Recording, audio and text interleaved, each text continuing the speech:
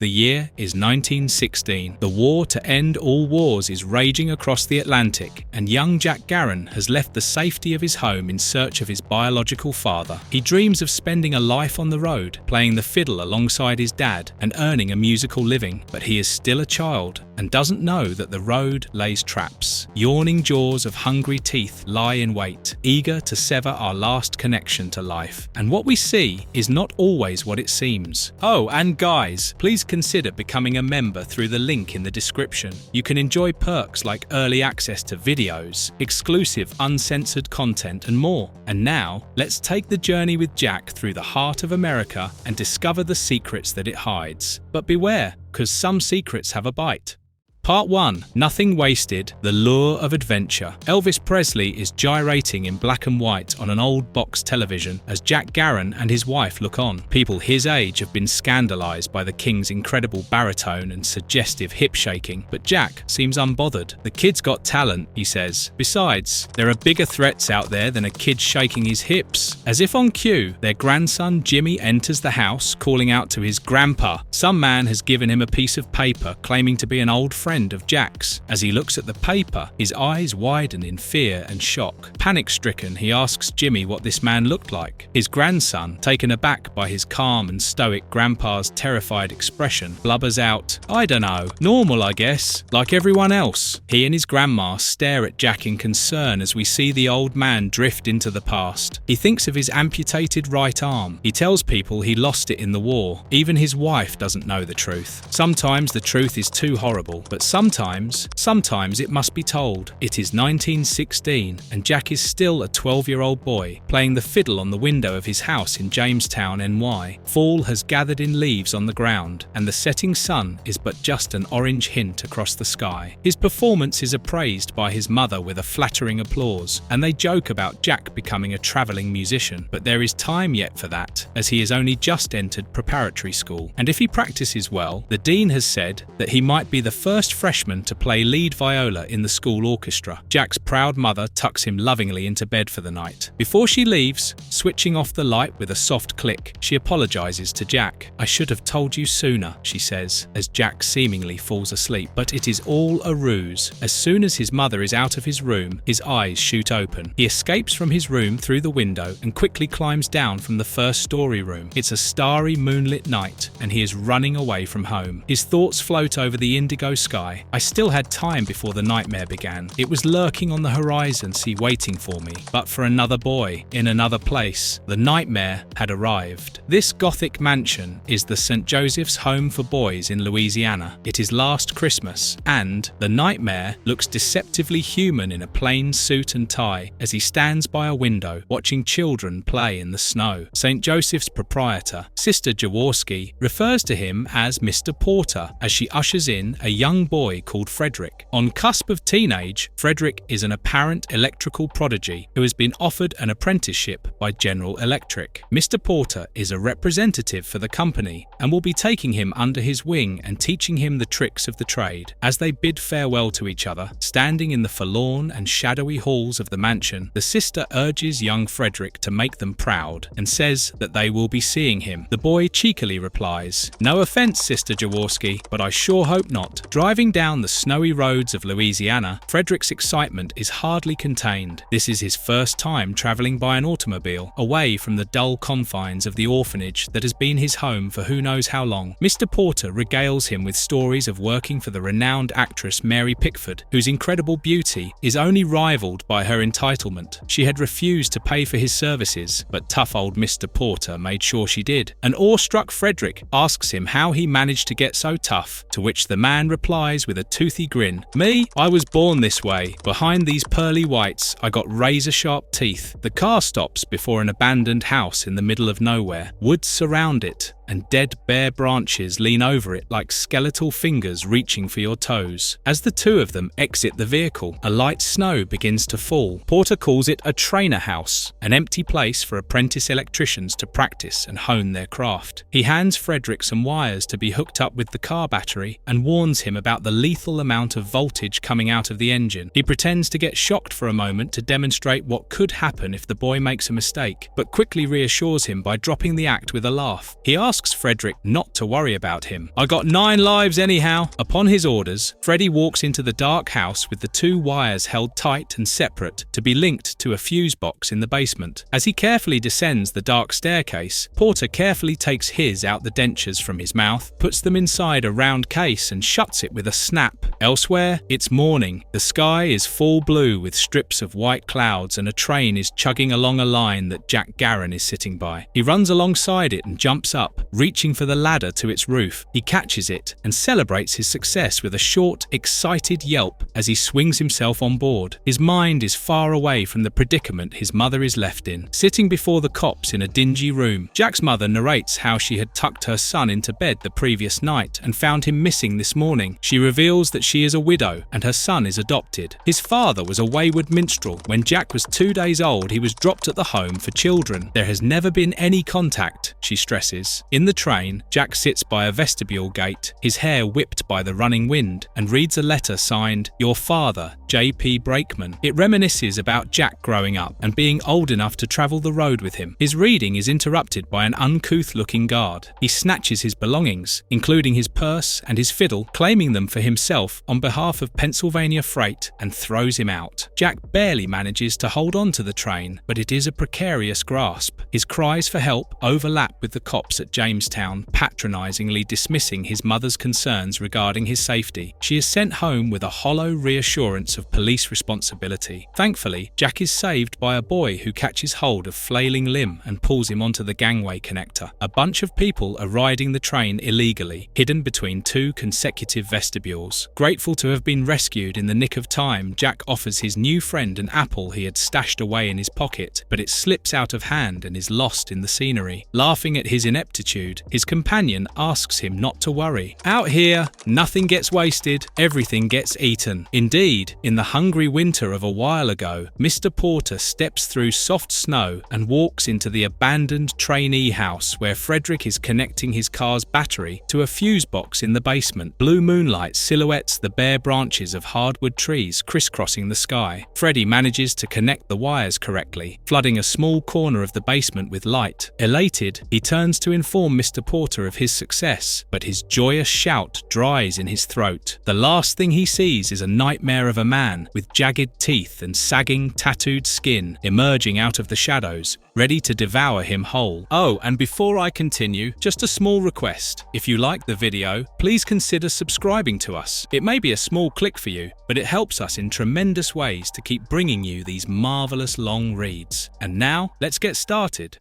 Part 2. New Skin. In the Blood. It is a cloudy, moonlit night, and the stowaways on the train are all asleep, balancing their dreams on the gangway planks connecting the vestibules together. Only Jack is awake, remembering the day he had discovered that his entire life was a lie. About a year ago, after a full day of school, his mother had asked him to clean his room. He had gathered a bunch of his unused toys and taken them to the attic to be stashed away. There, he had found a dusty crate. In it, nestled in straw, lay a worn fiddle and a wallet-sized photograph of a man playing that fiddle to a newborn. It had a note written on its back. "His name is Jack. Please keep him well." The realization that he was adopted had shattered his world. In an instant, his mother had become a stranger, yearning for the connection of his own blood. He had started corresponding with his father, the traveling musician called Brakeman, and less than a year later now, he was hitching a ride on a train and traveling across the country to meet his father. But the only memorabilia he had inherited from him, the photograph and the violin, were lying in the inglorious custody of a drunken cop in the adjacent vestibule. Jack decides that he will retrieve his property from the railway man. He wakes his new buddy up and tries to coax him into joining him on the adventure, enticing him with the dollar in his bag. But he refuses to risk his life for a buck and warns Jack that the fellas in there ain't no joke. But Jack is determined to get his stuff back. He scales the side of the vestibule and manages to sneak inside. Before he can grab his bag, however, the railway man wakes up and catches him. He lecherously sniffs at Jack and tries to sexually assault him, even calling out to a companion called Rolf to join him. Thankfully, Jack's new friend has followed into the vestibule and knocks the pederast out with a solid whack. to the head. The two boys escape by the skin of their teeth as Rolf arrives at the vestibule to find his friend, Dick, unconscious. While Dick blames his predicament on a fictitious group of big guys tried to jump me, Jack and his friend share a pack of cigarettes stolen from the big man. The next morning greets the boys with the Chicago skyline wrapped against an orange morning and the putrid smell, cows and dung from the nearby stockyards. Despite Jack's intentions to part ways, his new friend convinces him to keep him around. He offers to take him to a cheap inn where he can freshen up for his meeting with his father, as long as he can hang around on his dime. "You let me stay there and we'll call it even. Me saving your life and all." Jack readily agrees. 100 miles away, the trainee house is currently overrun with police. Devoid of the winter snow and barren trees, it looks more sad than scary, but the two boys sitting before it are traumatized. Their unceremonious poking around has led to the discovery of a dead body inside the house. Sister Jaworski arrives at the location, and the detective in charge informs her that they have found the body of a young boy named Frederick. His satchel had the address for St. Joseph's Home tucked inside. The sister is perturbed. "That can't be. Frederick took an apprenticeship with General Electric." But it is true. As she is cautiously led into the basement, she finds the body of her former ward hanging from the ceiling, his flesh ruthlessly cannibalized till the bones underneath. In New York, Jack tells his companion the story of his life. He calls his adoptive mother Catherine and reveals that she was unaware of his correspondence with his father. Although she had tried to raise him as her own child, dressed up in starched clothes, attending school and church, Jack claims that he belonged elsewhere. "It's in my blood, and there's nothing a guy can do about blood but follow it." His companion suggests that he should let Catherine know of his whereabouts, as she would be worried about him, but Jack is unwilling to do so. He turns around to explain something about how girls think, and is shocked to realize that his companion is a girl herself. She introduces herself as Sam, short for Samantha, and explains that she dresses like a boy to protect herself on the road. "Bad things happen to girls out here, boys too, I guess, but worse for girls, so I dress like a boy." As the two friends share a smoke, Jack coughing his inexperience into the open, he expresses concern about recognizing his blood when he sees him perform at the Majestic later that night. Sam assures him that she will help out, as long as he buys her a ticket to the performance. "I've never been to a show." That night, watching the performance in the Majestic Theatre, Jack identifies the fiddle player as his father. He is all nerves as he waits outside the theatre for the performers to leave, repeatedly fixing his hair to look as presentable as possible. But when he finally approaches the fiddle player and asks him if he is J.P. Brakeman, the man says that the boy has got the wrong guy. Jack is heartbroken, and perhaps his disappointment affects the man. He asks around and finds out that Jack's father has left a letter and a forwarding address for him. He hands it over to the boy and leaves him with the wish of luck. Turns out, J.P. Brakeman has returned to Mississippi. Jack is immediately prepared to hop on another freight train, but Sam dissuades him. She asks him to play the fiddle for her, and after a moment of hesitation, he does. Impressed by his skill, Sam proposes a plan. She will manage him, and they will gather the money for his journey to the South by playing music on the streets. In her words, "In a week, you'll have enough cash to go south in a Pullman car. I'm talking first class." Jack readily agrees to the plan, and just like that, a deal is made. Unfortunately, there's someone else who is privy to their conversation. It is the old man from before, the one we have known as Mr. Porter, the one Jack calls the Nightmare. He watches them from the shadows of the alley, making his own plans. He picks a target standing outside a shop window, a tall young man named Alan Fisher from Toledo, who sells gramophones for Victor. As the man leaves work for the night, he approaches him in the deserted alley where his car is parked. It takes only a moment to snap his neck. The Nightmare has a new identity now. Later, in a dark and dingy washroom, the man sits before a cobwebbed sink and carves the tattoo of a violin on his chest. It is in memoriam of his new prey. He has one for each of the children he has eaten. But Jack is special and has found a place close to his heart. As blood drips from his broken skin and the tattoo takes shape, he practices saying his new name in the mirror. "Name's Alan Fisher, and I work for Victor."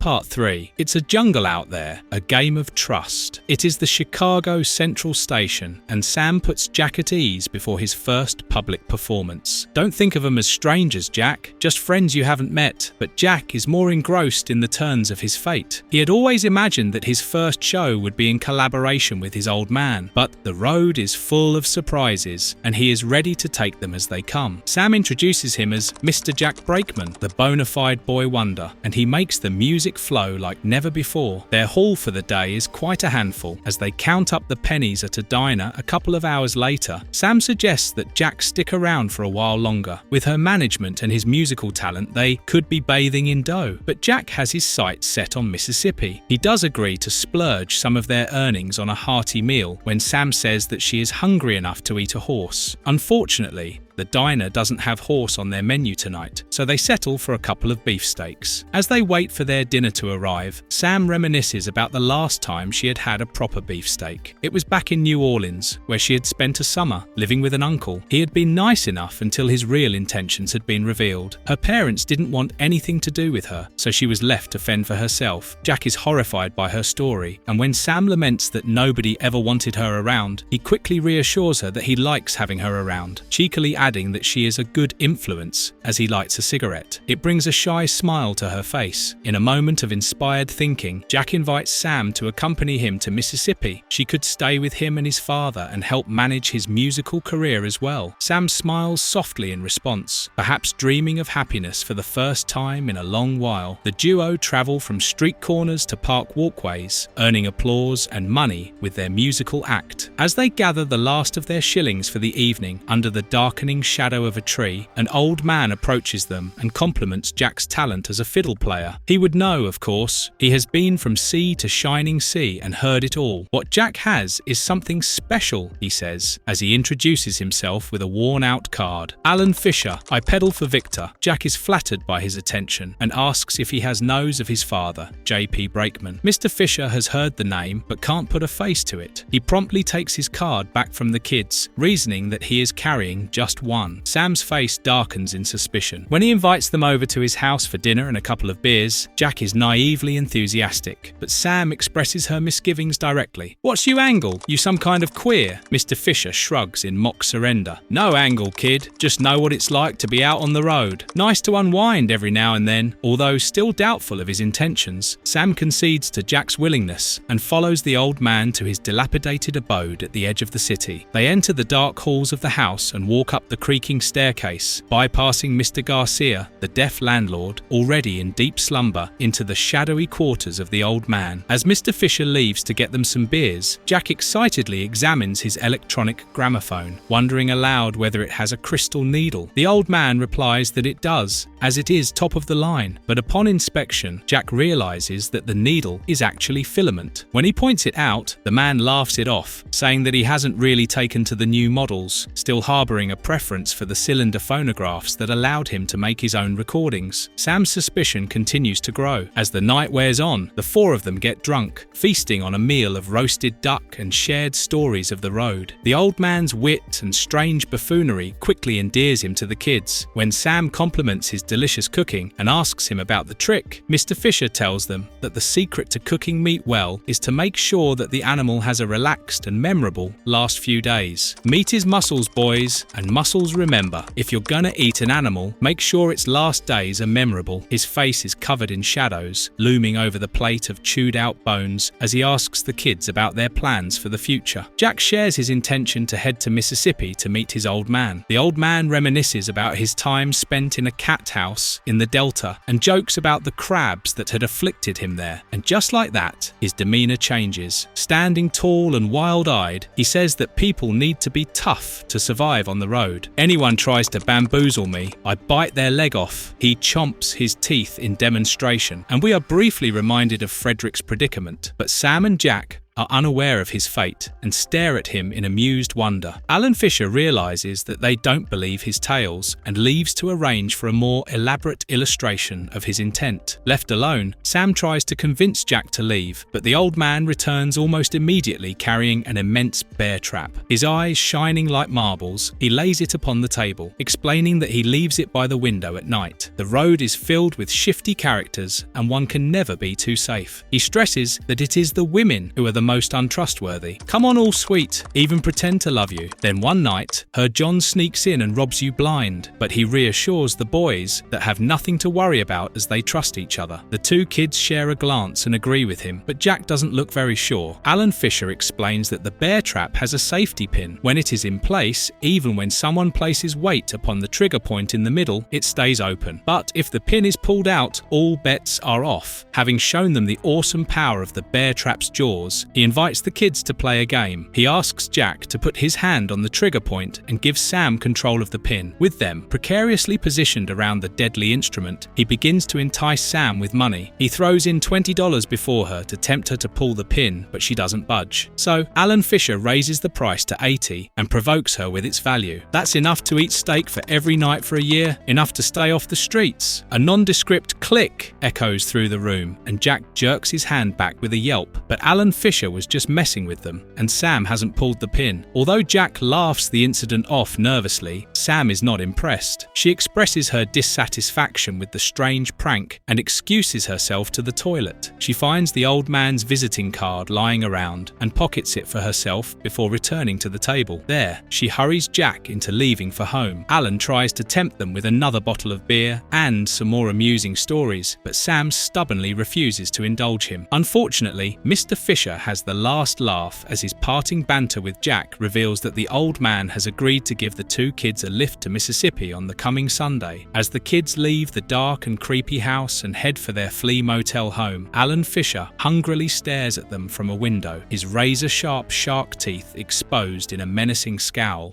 Part 4. Stealing Home. Play it again. Sam Samantha watches a baseball game and talks to a crow about her dreams of having a home of her own. The crow is quickly bored of her human dilemmas and takes noisy flight. Abandoned by her feathery friend, she focuses on the job at hand, calling the number written on Alan Fisher's visiting card. A man called Tom Granger answers the call. He is furious to hear Fisher's name, claiming to be his boss and saying that the old man hasn't come in for work in the last couple of days. Apparently concerned about his and Samantha's safety, he invites her to meet him at an old diner just a short walk from the end of the number 3 trolley line at 8 the next morning. When Sam agrees to the meeting, he asks her to watch out, warning her that something is very wrong. She is so preoccupied by the implications of the conversation that when Jack appears and taps on her shoulder, she almost jumps out of her skin, making him laugh. Since the old man is giving them a ride to Mississippi, he is thinking of using the money they had saved for the journey to buy some catgut strings for his fiddle. Samantha gently tries to persuade Jack into sticking to their old plan of taking a train down to the south. She was unnerved by the bear trap gag played out by him and says that the guy is a creep. When she reveals that she has talked to Fisher's boss and learnt that he has been a no-show at work for the last few days, Jack is seriously angry. Guy invites us over, gives us beers, and you call his boss about it? He berates Sam and says that she needs to start trusting people, which pisses her off in turn. Last night, at Alan Fisher's strange dinner party, Jack hadn't been able to trust her either. He had pulled his hand away from the bear trap, fearing her betrayal. She assures him that she wouldn't have pulled the pin for all the tea in China, but Jack seems unconvinced. The old man's little game has successfully sown the seeds of doubt in their partnership. Incensed by Jack's mistrust, Sam launches on a tirade about him being able to trust a creepy old man who claims to be phonograph salesman without knowing anything about the machine in his own home, and a deadbeat man who expresses his fatherly love through a couple of lousy letters, but not the person who literally saved his life on the train and helped him earn money with his fiddle playing skills. She has a point, but her comment about Jack's father is a step too far, and he furiously retaliates. He accuses her of mooching off his talent to earn some coin, his rhetoric seemingly influenced by the old man's misogynistic speech about women being untrustworthy creatures. He mocks her for pretending to be a boy, insinuating that she has lost touch with her own identity while trying to make a living on the streets. It is a tad too far, and perhaps Jack realizes it right as he says it. His voice mellows in the next moment, calling out to Sam by her name, but the damage has been done, and his partner runs away with tears in her eyes. Jack finds her sitting on the scaffolding of an under-construction building, dangerously high above the ground. He slides to her carefully and sits down, sharing a moment of heavy silence together. Samantha smokes a cigarette, her eyes still wet from the fallout of the altercation. vacation. After a while, Jack hands her his purse with all the money inside it. He wants her to hold on to it, a sign of trust. Sam absent-mindedly suggests that he should write to his mother, letting her know of his whereabouts. Jack doesn't dismiss the idea outright as he had done before. In return for his show of trust, Samantha reveals a secret about herself. She had once been shot and left for dead by some unknown assailant. Although a doctor had saved her life, he couldn't remove the bullet because it was too close to her brain. So now she carries it with her, lodged in a hole at the back of her head. She invites Jack to feel it, and he does so gently, careful not to hurt her. It's a harsh world out there, with a lot of bad people roaming around. The two kids are lucky to have each other. As the sun sets in orange-yellow vapor against the sky, the two friends lean forward, locking their lips in a kiss. It is early next morning, and Samantha is already up. As she tries to sneak out of the room, Jack asks her where she is going. Flustered, Sam replies that she is going out to run some errands. Supposed to be a surprise, but I thought I would buy you some of that catgut. She walks the deserted morning streets, peeking through store windows until she finds the number 3 trolley line. She buys herself a ticket till the end of the line and rides through the city as it fills with the business of the day until it reaches her destination. The end of the line is at the edge of the city, and the only road leads into the surrounding woods. Not a soul stirs across the expanse as she walks the lonely street, looking for the diner that Tom Granger had pointed out to her over the phone. An eerie silence pervades the air. The diner stands in the middle of nowhere, overgrown by moss and bush. A car, presumably belonging to Mr. Granger, is parked right in front of it. Samantha enters the place while calling out to him. A disembodied voice emanates from the back of the diner, inviting her to come in. A slab of meat sizzles unattended on the stove. Granger says that the cook had to step out to fetch something. He'll be back soon. As Samantha walks deeper into the diner, Granger's voice speculates that the man she met was not the real Alan Fisher. Sam is taken aback. He had his business card. Granger's voice assures her that such things happen. Imposters often get hold of the identification of other people and use that to con people. He says that the man Sam and Jack met has been doing it for a very long time. He travels the roads, looking for children. He's extremely dangerous. By now, Samantha has reached the source of the voice. It is not emanating from a person. A phonograph record is playing a cylinder. The voice coming from it informs her that there is no Granger in reality. There is only the violent hunger of Alan Fisher and his rows of sharp shark teeth. The old man jumps out from his hiding place, lunging at the girl ferociously. Although Sam evades his first attack, she is soon cornered against a diner seat. She reaches out to the window, cracking it with the force of her hand. A house floats into her vision in the distance and she screams a blood-curdling "No!" hoping that someone somewhere will hear her, but it's all in vain. The nightmare man drags her out of sight, his teeth eager to bite into the soft flesh of her neck. Back in the city, Jack waits for Sam to return, unaware of her fate. He asks around in different music shops about someone coming along to get a fiddle restrung. When that doesn't yield results, he asks about someone trying to sell one. He walks the streets, visiting their frequent haunts. There's no sign of Sam anywhere. Back at the motel, the manager asks for his rent, but Jack is unable to pay up because he had let Sam keep his purse. The manager is not amused by his excuses and threatens to evict him if he doesn't pay in the next 2 minutes. As the boy walks away, weeping and at his wit's end, the phone at the reception rings and someone asks for him. Assuming it is Sam, he takes the receiver, but finds Alan speaking on the other side. He asks him to come over to his place as quickly as possible. In Alan's house, he shares the story of Sam's apparent betrayal with the old man. The absolute picture of civility, he gently consoles the boy. I'm afraid there's a lot you don't know about Sam, but he has a surprise that might cheer him up. He invites the boy deeper into the house, shifting curtains into shadowy rooms, and leads him to an attic door. Go ahead, look inside. As he opens the door wide with a creak, Jack's eyes widen in surprise. It is his fiddle, leaning against a wall. The old man claims that he saw Sam trying to peddle the fiddle on the streets and bought it from him, knowing how much music meant to Jack. If he had known about the wallet, he would have bought it back from him as well. Hurt and betrayed by someone he trusted and loved, Jack reveals Sam's secret to him. Sam wasn't even a boy. Alan Fisher lovingly cradles his shoulder, gently coaxing him to let it go. We have a big journey ahead of us.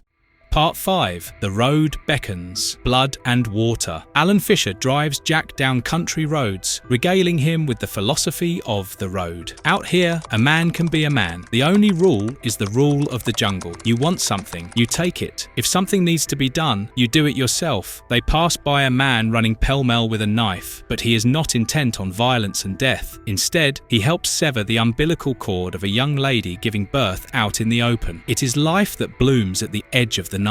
Alan tries to cheer Jack up with talk of his new recording. Willis's studio is quite close to his father's house, and they will be happy to give a talented boy like him a chance. But Jack's mind seems to be elsewhere. Alan is concerned. What's the matter? Jack laments the loss of the picture of his father. He had kept it in his wallet and now it is gone. The money could be earned back, but the picture was unique and personal. Alan's eyes glint with glee as he consoles the boy, launching on another of his speeches about the duplicity of women, but it is cut short by the arrival of a cop car right behind them. Apparently, Alan Fisher has been reported as missing, and the old man's southern fried sense of humour doesn't immediately win over the cop. He sternly interrogates his relation to the young man in the car. Thinking quick on his feet, Jack identifies themselves as co-workers. He plays a tune on his fiddle while Mr. Fisher cranks the same tune on his Victrola. No one can tell the difference. The cop seems convinced by their story. He lets them go, asking Alan to stop at the nearest payphone he can find and inform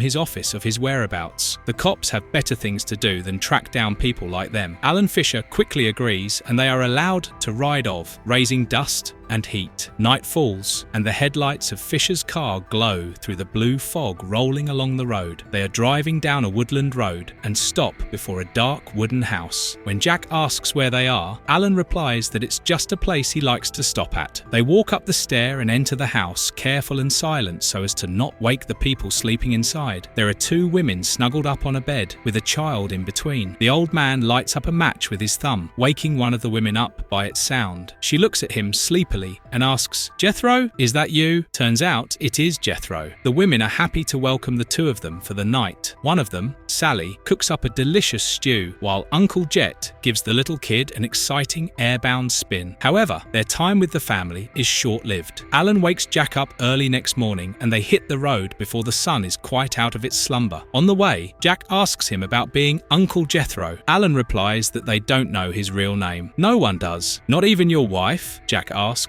and Alan laughs. No woman is ever going to tie him down. He explains that a man of the road needs some places to stop at for a night, to shit, shower and shave. That's all that was. He changes the subject quickly and starts teaching the boy how to drive the car. Although he turns out to be quite a natural, the car stalls at an intersection. Working on the engine, doubts begin to boil in Jack's mind. What if his father doesn't want to see him when he gets to his house? Alan stands right behind him with a metal hand crank hidden at his back. Jack shares his doubt with him, and the man bends down, friendly as ever, and wraps his arms around his shoulders. He has been on the road since the dawn of time and seen pretty much every kind of person there is. He assures the young lad that any man who doesn't want him for a son is not really a man at all, and if things really don't work out, he assures the boy that he could always hang around with him. We could be a team. He reveals the hand crank from behind him and hands it to Jack. Now crank the engine while I start it. That night they stop at an inn for a drink and dinner, enjoying the blues music playing inside. Jack is awed by the atmosphere. No music played in Jamestown comes close to what is being played there. The best his hometown could do was the ladies' auxiliary, and they would all be in bed by 9. Having had his fill of beer, he excuses himself to relieve his bladder. But trouble is waiting for him outside. A young girl accosts and manhandles him, offering herself up for his pleasure. She draws in uncomfortably close and whispers salacious things in his ear. Jack snatches away from her embrace, sputtering that he has to leave. But his ordeal is not quite over yet. A man stands leaning against the inn wall, blocking Jack's path. His face is scarred and full of warts, and his lips are curled in the nastiest smile. He says that he has to pay for Christie's service, even if he refuses to get served. What kind of Joe gets a lady all hot and bothered and leaves her to cool off in the wind? Jack tries to fight back, but the man is a brute about double his size. He quickly overpowers him. Holding him by the neck, he orders him to pay the piper. That is when the old man walks into the situation. The pimp threatens him with a knife, asking him to be on his way if he doesn't want to get hurt. The old man seems to capitulate to his demands at first, but as soon as he is positioned behind the pimp, he gets a hold of his knife-wielding left hand and breaks it with a nasty crunch. Holding the man against the wall, Alan asks him to apologize to the boy. The man predictably refuses. Alan grabs him by his long, dirty blonde hair and pushes his face first to the ground, arming himself with the knife. Realizing that he is outmatched, the man apologizes to the boy. Thinking that the ordeal is over, Jack attempts to leave, but the old man isn't quite done yet. He comments on the beautiful head of hair the man is sporting. It would be a real shame to let it disappear into the night, and with that, he digs the knife across the edge of his hairline. Blood spurts out as the pimp screams in unimaginable pain, but Alan is unbothered. In one swift motion, he rips the scalp off the man's head, leaving his brain viscerally exposed. The injured man sputters in pain and disbelief. Alan orders the dumbfounded Jack to get in the car while he is taking care of business. Jack unquestioningly obeys, sitting dead silent in the passenger seat until the old man joins him in the driver's seat and drives away nonchalantly. Christy stands there alone, weeping profusely but refusing to move, continuing to puff on her cigarette. Some distance away, Alan and Jack find a room in a motel. The boy sits with his face in his hands, trying to make sense of the night's events. Alan washes the man's blood off his coat and casually comments on how easy it is to clean the stuff, but Jack can barely pay attention. His head is spinning, his vision is getting blurry, and the water he is drinking tastes funny. When he mentions it to Alan, he tells him the reason for it. "I put something in it to make you sleep." Before the man finishes speaking, Jack hits the bed, fast asleep. The next morning is bright and shiny with birds chirping in delight all around them. Last night seems almost like a dream. Alan has packed his bag already and asks Jack to freshen up for the day's journey while he settles the bill. After all, he will be a bona fide music star in a couple of hours. Alan's case lies yawning open in a chair by the bed. Jack spots the knife from yesterday's fight lying inside it. Perhaps it reminds him that no part of last night was a dream. He also finds a wallet tucked discreetly away inside the suitcase. It is his wallet, replete with his name stitched upon it, and the photo of his father playing the fiddle kept safely within. The old man's voice interrupts his racing thoughts. "What are you doing, son?" Jack manages to hide his shock for the moment. He is just getting ready. Alan is pleased to hear that. Although their destination is not very far off, they will need to keep some time on their hands. These Mississippi roads are wild and twisted, lots of hazards. Never know what's lurking round the next corner.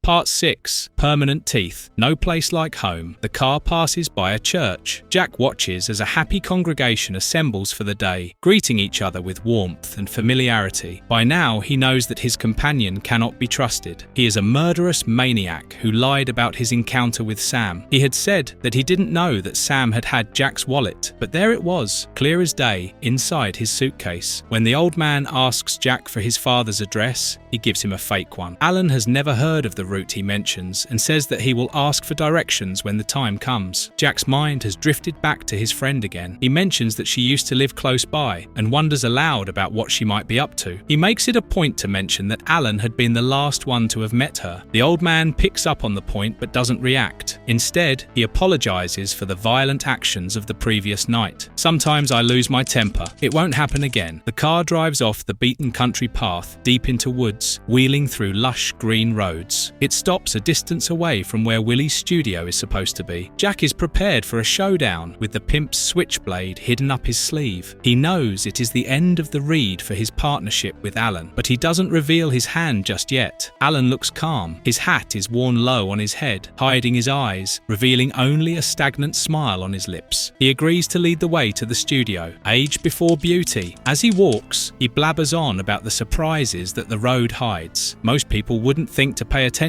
to a place like this. They would never imagine a studio might be hidden just around the corner. Jack doesn't interrupt him. It is when they reach the threshold of the building that he approaches him with the knife. "Jig's up, Fisher, I know." Alan doesn't seem to understand what is happening. He is surprised by Jack's hostility and backs away from him with his hands raised as he questions him about Sam's whereabouts. He informs the old man that he found his wallet amidst his belongings. Alan tries to laugh it off. "Oh, so that's what this is is all about? It was supposed to be a surprise, duh. A parting gift. But Jack is done with all his lies and slashes at him hard, drawing blood from his hand. He backs him into the house at knife point, unaware that there is an axe hanging right by the door. The old man arms himself with it and swings it hard, missing Jack's face by less than an inch. Guess you're right, Jack. Jig's up. Now, let's get down to business. The boy tries to hold him at bay with the knife, now looking pitifully small against the axe wielded by the man. But there are still surprises to come. When Jack calls the man a monster, he decides to show him his true face. He picks the dentures out of his mouth and faces him with his row of sharp, bestial teeth. Jack is rendered speechless in awe and terror. A vicious predator by nature, the old man decides to play with his prey. He gives Jack a head start into the woods as he counts to 10. He is not very concerned with the boy getting away. He has played this game before, he says. I always win. He notices Jack's shirt sticking out from behind a tree and grabs for it, but it turns out to be a torn piece of cloth placed there to distract him. Meanwhile, Jack has found his way to the car and is booting it up.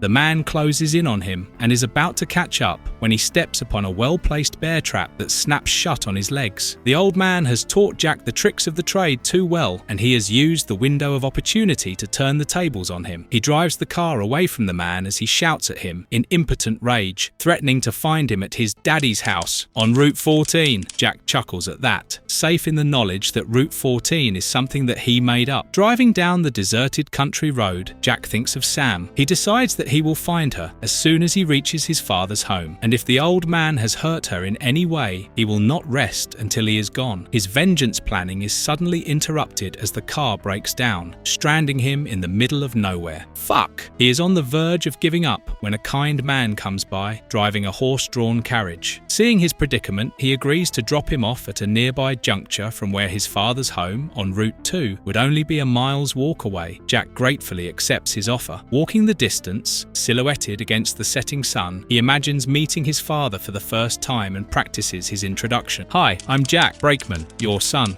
When he reaches the house, standing alone in the middle of an expansive field, the sun has all but disappeared behind the horizon. No one responds to his knock at the door. The door is open and he walks inside. The house appears to be empty. Walking through it, Jack discovers a letter lying upon the table. It is written by his father and addressed to him. It tells him that he has prepared the upstairs room for his stay. All the paperwork from the orphanage is laid out on his bed for him to sift through. There is also a photo of him as a baby. He sits on the bed with the paperwork on his lap, going through the identity of his parents. It is dark inside, the last rays of the sun having disappeared completely, and he lights up a match to help him read. Something doesn't seem to make sense. He lights up a lantern to look at the papers more carefully. Everything is in order. His mother's name is Meredith Brakeman, who died giving birth to him in 1904. His father is John Parker Brakeman, a musician by trade, but he is also listed as deceased. Intensely focused on the paper in his hand, Jack doesn't notice the words "Welcome Home, Jack" carved all over the room. They are on the walls, the ceiling, the bedpost, and every single surface available, creepily looming over him, shaking in the lilting shadows drawn by the flame of the lantern. He also doesn't notice the closet behind him slowly creaking open, not until it's too late. The old man lunges out of the closet, screaming at the top of his lungs, "Welcome home, Jack!" Jack is too scared to move and only manages to back up against the wall. How could this be? It is his father's house after all. No, says the old man. His father is dead. It is his house now. It is his home. He catches hold of him by the hair and stares hungrily. Now, what shall we have for dinner?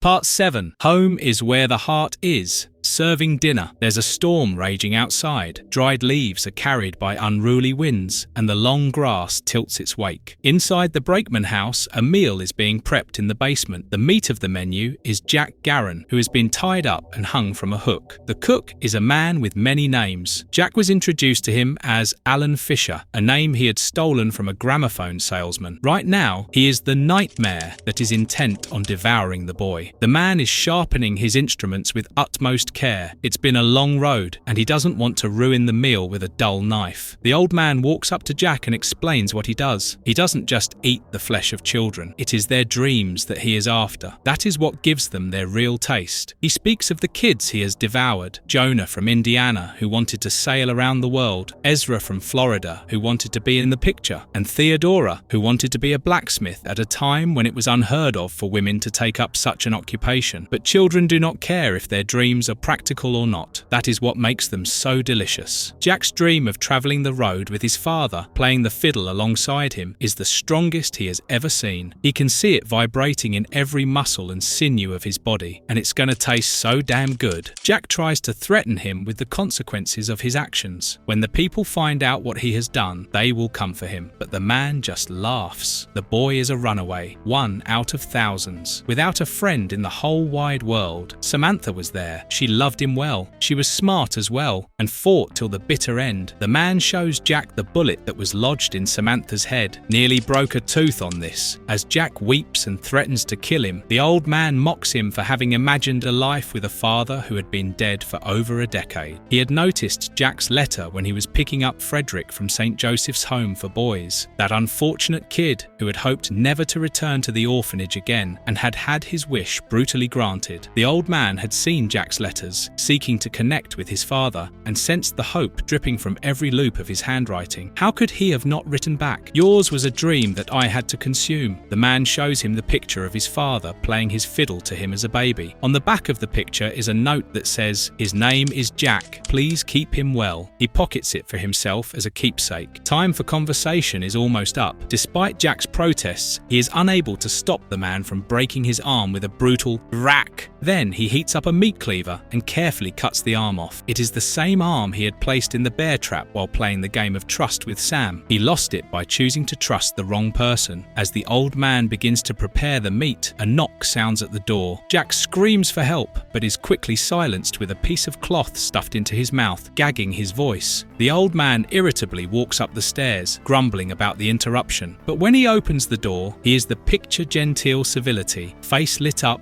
with a benevolent smile. The person at the door is Catherine Garron. She has come looking for her son. It is pouring rain outside, so the old man invites her in. When Catherine asks about J.P. Brakeman, he informs her that he is not currently around. Although it is his house, and the old man is merely renting a room upstairs, Mr. Brakeman has been gone for several months. He asks Catherine how she knew Mr. Brakeman's address. "A friend of my son wrote me," she replies. The friend's name is Samantha. Cruel anger flashes across the old man's face as he prepares a cup of tea for Mrs. Garron, surreptitiously dropping in a sleeping pill into it. When he hands her the cup, she notices a cut on his arm. It is the one Jack had made on him when he had slashed him with the switchblade while in the woods. He excuses it as an occupational hazard. He is a cook named Fred Isner, you see. While goading Catherine on to drink her tea, the old man accidentally lets it slip that he knows Jack is from Jamestown. She had not mentioned her hometown's name, so Catherine grows suspicious. The old man says that he saw it written on the postcard that Samantha had sent to her, but when she tries to confirm that she had trouble focusing her eyes, the drug has begun to take effect. Soon, she slumps down on the table and the old man loses his false teeth, returning to his true form. He starts pulling her towards the basement door, but is interrupted by Jack. Having managed to escape from captivity, he attacks the old man with a cleaver and pushes him down the basement stairs, locking him inside. As he helps his mother walk out of the house and settle in her car, the old man's furious yet mocking voice echoes out of the basement and is thrown around by the storm winds. "No one can hurt me," he says. "No one ever gets away." But Jack is not looking to get away. Despite his mother's protestations, he goes back into the house. It is time to finish the game once and for all. As he descends the basement stairs, the old man trips him from underneath, but Jack quickly gets back up on his feet. The monster finally shows his face again. It is horribly scarred by the hits of Jack's cleaver, but he doesn't seem to mind. "You can't hurt me, Jack," he says. "No one can. I've been doing this for centuries, boy, since before this country was conceived." Whether he is telling the truth or not, Jack is done listening to him. He manages to drop a liquor shelf over him and traps him underneath. While he gloats about the big mistake he is making, Jack picks up up a lit log from the furnace and sets fire to the alcohol. As he runs out of the house, it explodes in a ball of fire. He quickly jumps into the car and drives it away as fast as possible, only looking back to make sure that the house is still burning. Despite the rain and storm, the fire continues to burn. That is where Jack Garron thought the nightmare had ended. He and his mother had decided that the truth was too horrible to share, so he told people that he lost his arm in the war and kept the rest of the strange tale to himself. It has been 40 years, but this morning, as he was watching television with his wife and discussing how there were better things to be concerned about than the gyrating hips of the talented new musician called Elvis Presley, the nightmare returned to his life. To all intents and purposes, it is an innocuous thing, just the picture of a young man playing a fiddle to a newborn baby. The edges of the photograph are charred, but the picture itself is clear. His grandson Jimmy handed it to him. Some stranger on the road had passed it on. Normal-looking fellow, claimed to be an old friend of his. Jack looks out of the window, and there, right across the street, stands an old man in a hat and a trench coat. Just as he sees him, the man turns and starts walking away, leaving his bewildered wife and grandson behind. Imploring them to stay inside, Jack runs out into the road, but the man is gone, lost in the crowd. He stands in the middle of the street as people continue to walk past him without a worry in the world. They do not know that there is a thing of pure evil roaming around among them, selling dreams and delivering nightmares.